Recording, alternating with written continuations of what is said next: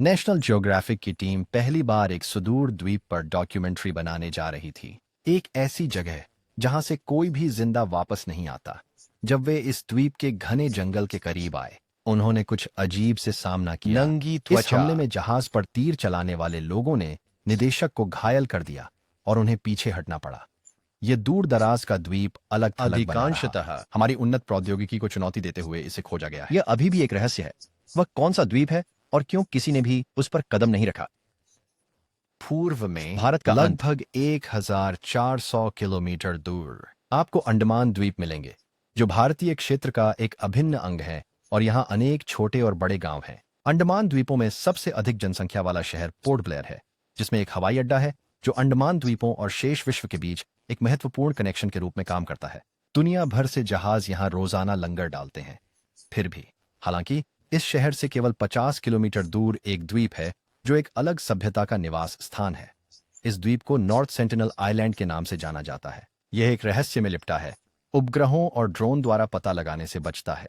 इस द्वीप के निवासियों ने कभी बाहरी दुनिया से संपर्क नहीं किया है, और वे किसी को भी संपर्क करने की कोशिश करने पर तीर चलाने के लिए कुख्यात हैं। यह व्यापक रूप से माना जाता है कि वे बाहरी लोगों को अस्तित्वहीन समझते हैं। हजारों वर्षों से ये लोग बंदरगाह के समीप होते हुए भी आधुनिक दुनिया से अलग जीवन जी रहे हैं। 50 किलोमीटर दूर एक आधुनिक शहर है।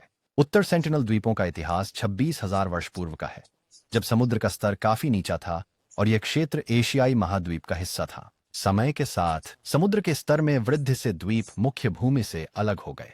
1778 में जब ब्रिटिश खोजकर्ता अंडमान द्वीप समूह तक पहुंचे, तब भी वे नॉर्थ सेंटिनल द्वीप पर नहीं गए, क्योंकि यह छोटा था और उनकी नजरों में इसका कोई रणनीतिक महत्व नहीं लगता। अगले 78 सालों तक द्वीप से थोड़ा संपर्क था। भारत में ब्रिटिश शासन के दौरान एक घटना घटी जब एक ब्रिटिश जहाज जो भारतीय मजदूरों को ले जा रहा था, द्वीप के बहुत करीब पहुंच गया। जहाज फंस गया और 106 ब्रिटिश और भारतीय यात्री उस द्वीप पर पाए गए।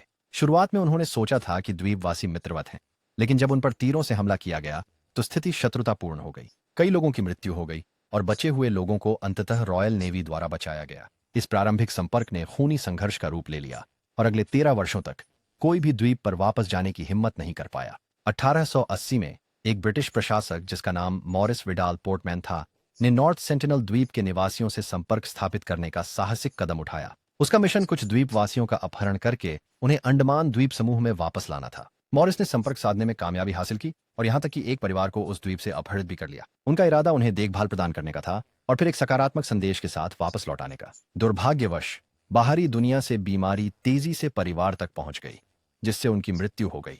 यह दुखद घटना ने सेंटिनल लोगों को और अधिक अलग थलग कर दिया, और कोई भी बाहरी व्यक्ति जो द्वीप के बहुत करीब आने की कोशिश करता, उसकी जान को खतरा था। जब भारत ने 1947 में स्वतंत्रता प्राप्त की, अंडमान द्वीपों में रहने वाले सभी लोग उत्तरी सेंटिनल द्वीप के निवासियों सहित भारतीय नागरिक माने जाते थे।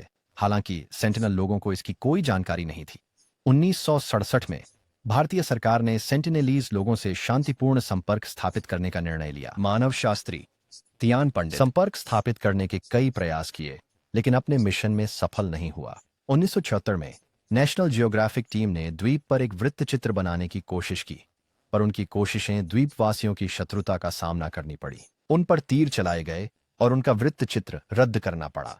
तियान पंडित ने वर्षों में अपने प्रयास जारी रखे, धीरे धीरे दूरी से एक मैत्रीपूर्ण संबंध बनाने में सफल रहे। उपहार आदान प्रदान किए गए और ऐसा लगा कि सेंटिनेली संस्कृति को समझने में प्रगति हुई है।